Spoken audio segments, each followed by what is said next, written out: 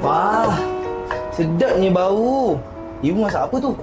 Sedap lah bau. Ibu masak biasa-biasa je. Ibu tahu kau ni penat kerja lagi, nak kena kemas lagi. Kerja.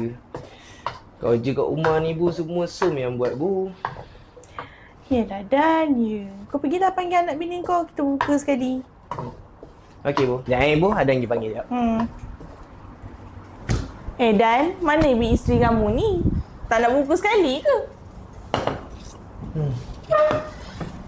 Entahlah Ibu. Macam tak harap je. Yelah, ni ibu nak bagi tahu kamu ni. Esok ibu dah balik tau. Sebab Cik Senah nak buat doa selamat. Dia nak kahwin lagi. Hah? Kahwin lagi? Iya, laki dia meninggal. Kena sengat tebuan tanah. Lah.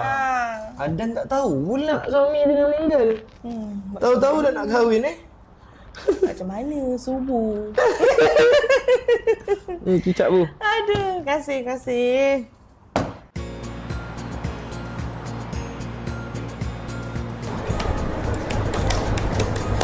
Hey bos. Jangan stres sangat. Kau puasa tak? Puasa Bu, puasa. Okey, bagus.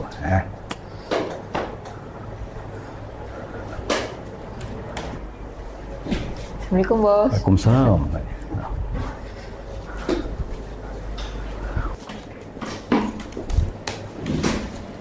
Dan, Eh, betul kau ni.